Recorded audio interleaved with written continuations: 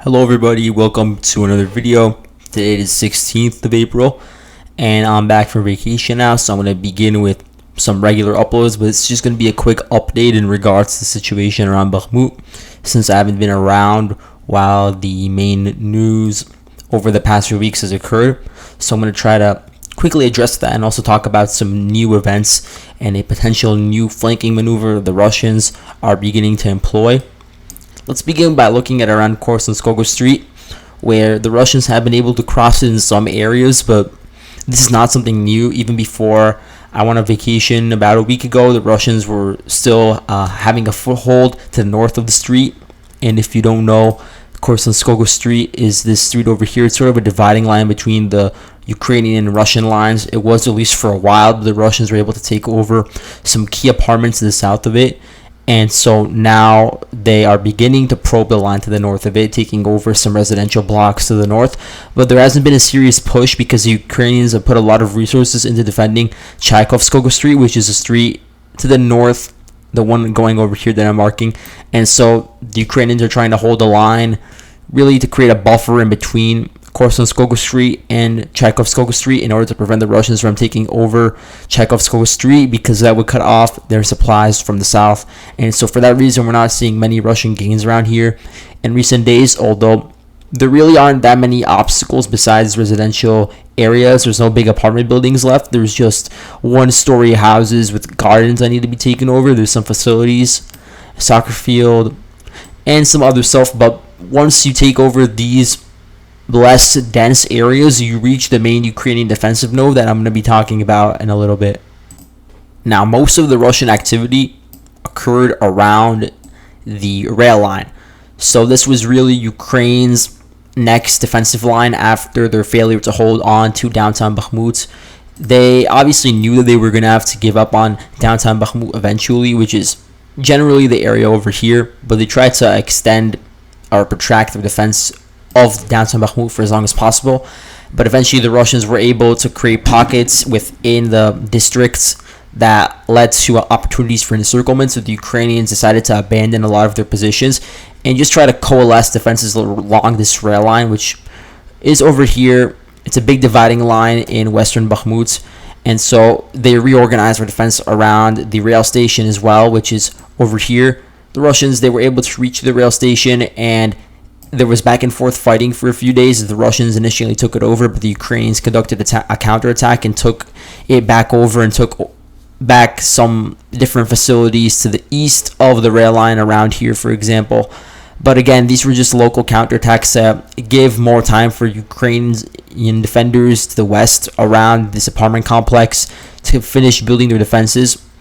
And in the meantime, the Russians have been closing in, trying to wipe out the remnants of the Ukrainian forces to the east of the rail line. So one example is this pocket over here, or this bulge that you have to the east of the rail line. This is where you have some Ukrainian defenders that have still not retreated across the rail line. They're trying to hold out for as long as possible, as I said before.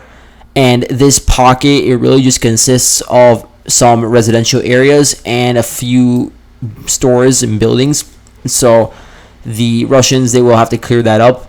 But there's also a threat of encirclement, so the Ukrainians may retreat voluntarily. According to some Wagner sources on the ground, there's been a shift in Ukraine's strategy where now they're more willing to give up land than they have been before.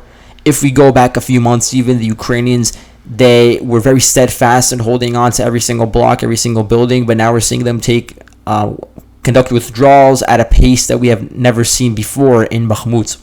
And so this is because the Ukrainians have decided that their capabilities really allow them only to just coalesce in a single area where they could have a final stand before having to finally withdraw from Bakhmut entirely. And that final stand will occur in these apartment complexes on the western edge of the city. You have some 5-story, even 9-story buildings in this part of the city. You also have schools and hospitals that are pretty large, and they make for very good firing positions, and they're heavily fortified because Ukrainians have been building them up now for several months.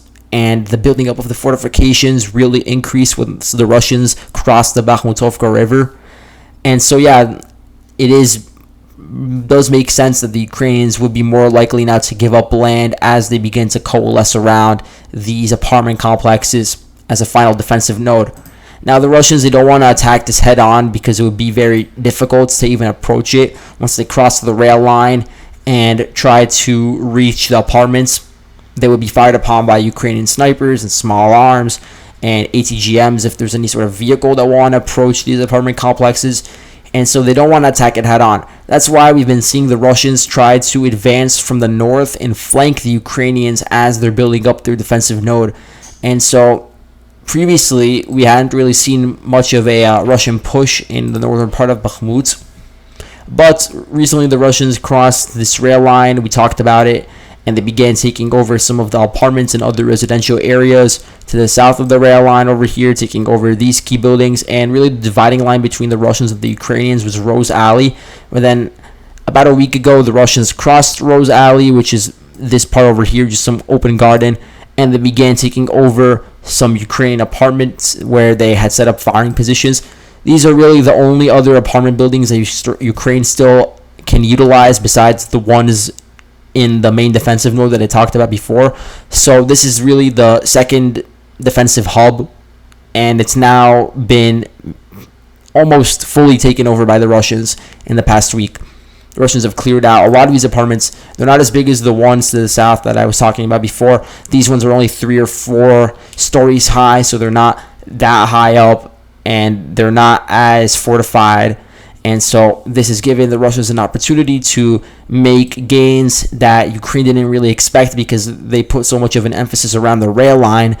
And now the Russians, now they took over the key defensive fortifications, they could begin to focus on expanding their zone of control. They can go directly south and take over some of these warehouses, and then from there assault parts of the apartment complex head on, like over here, for instance. Or they can take over some of the more suburban parts of Bakhmut, again, residential areas that are more spread out, and take those out, and then cut off the supply lines into Bakhmut. They can, for instance, cut off this road over here that I'm going over with an X. This is a road, a minor road that branches off from Ivanivske into Bakhmut, and it's one of the main supply lines being used right now by the Ukrainians. There's also another one that we've talked about extensively, a T0506 highway from Kromove, and that enters Bakhmut from this area. So if the Russians can secure this key choke point and take it over by advancing from their current positions through the residential areas, and they could cut off some of the main lines of resupply and also retreat, for that matter, for the remaining defenders, which could either force Ukraine's hand and make them retreat earlier than they would have anticipated, or it could completely encircle them, and then you'd have some surrenders that would occur as a result. And so that's why Russia is trying to flank the apartment complexes. It would be very difficult to assault them head on. And it seems like the flanking maneuver has made some gains, and we'll see if they begin to penetrate the residential areas now. So that's all for today.